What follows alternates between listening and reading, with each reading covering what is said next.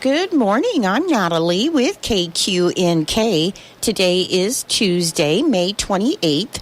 Currently with fair skies, it is 52 degrees. The humidity is 82%. The wind speed is north at 3 miles per hour. The barometric pressure is 30.21, and the dew point is 46 degrees. It's 7:04 and time for Kansas News. Be caller number 4 at 877-3378 for your chance to win a new grill from these sponsors: Moffitt Drug, United Northwest Federal Credit Union, Foxler Insurance, Norton Auto Supply, the Home Store of Norton, Thistle, Danby Home, Cowpoke Supply, First State Bank, and Pizza Hut Wing Street of Norton. Be caller number 4 for your chance to win.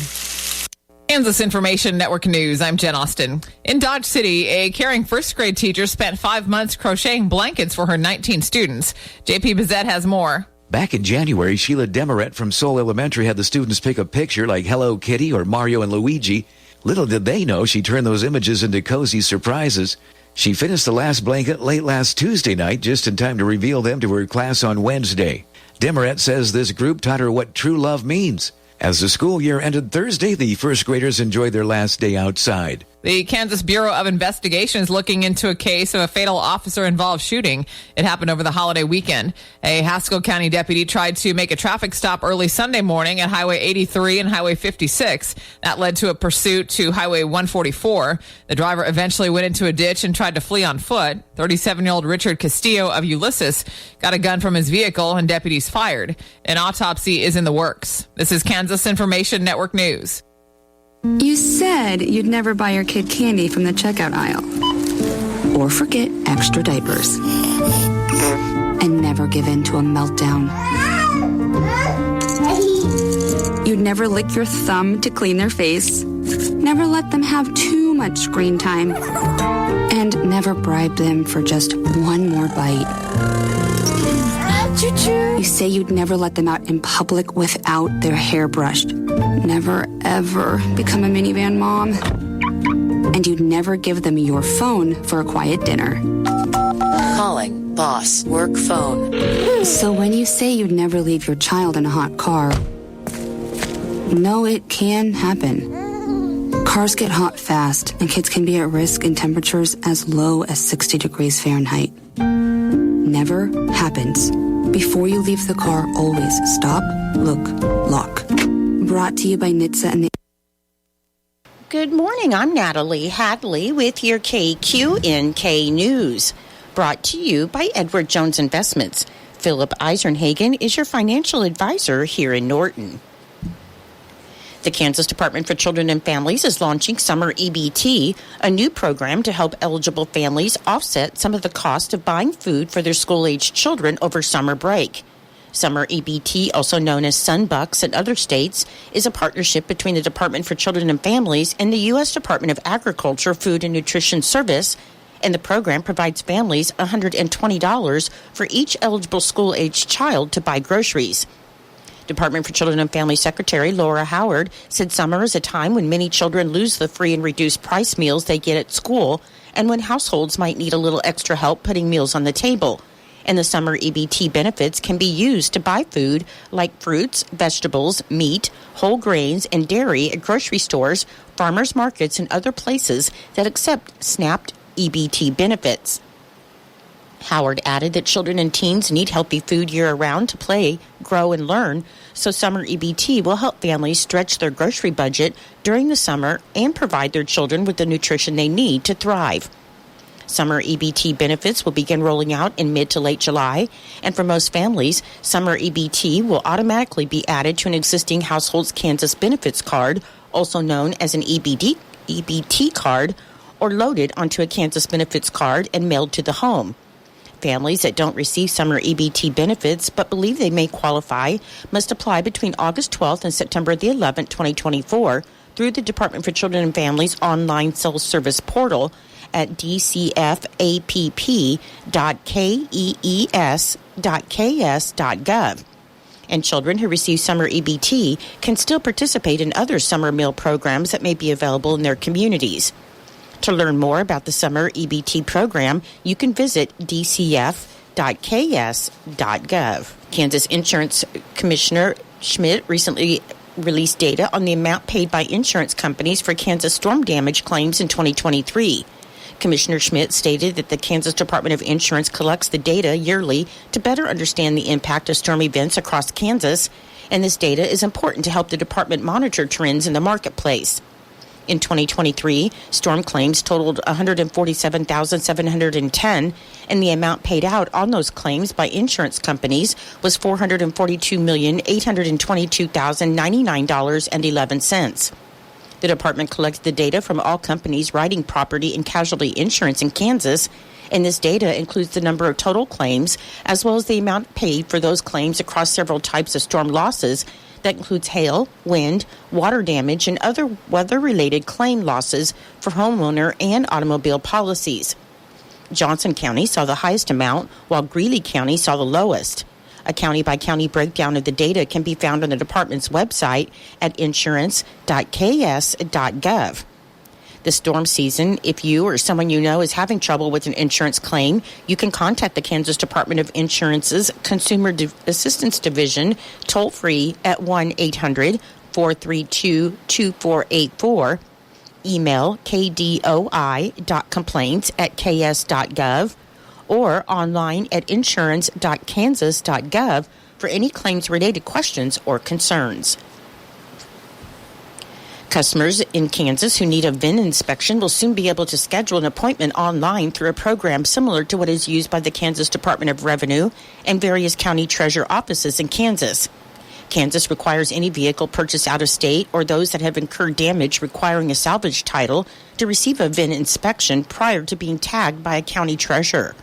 Long wait times are common at many of their inspection stations, and the Kansas Highway Patrol understands that customers with limited schedules find the current walk-in method difficult to navigate.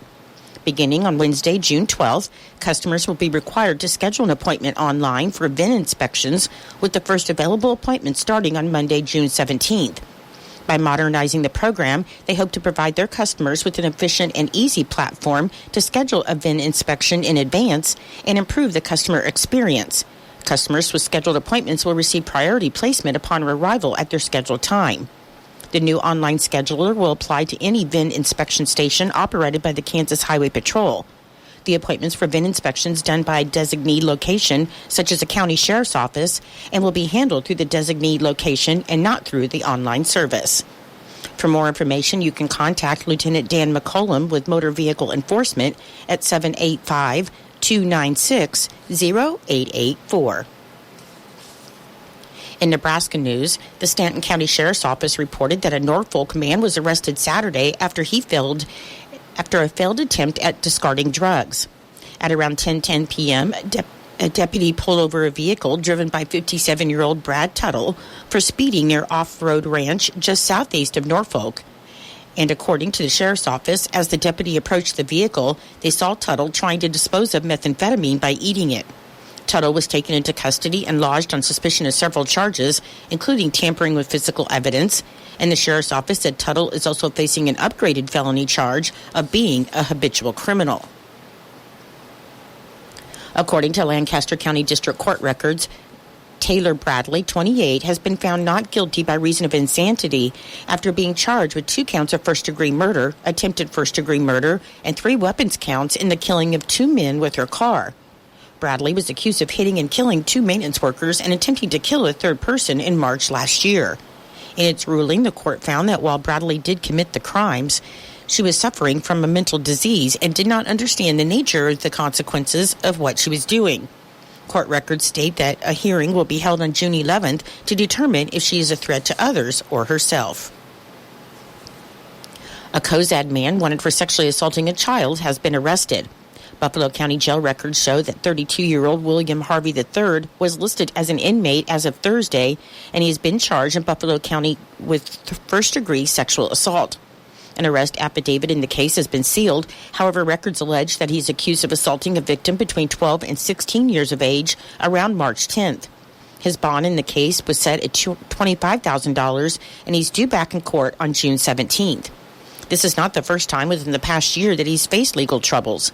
Court records show that he's currently charged with arson in Buffalo County and burglary in Dawson County.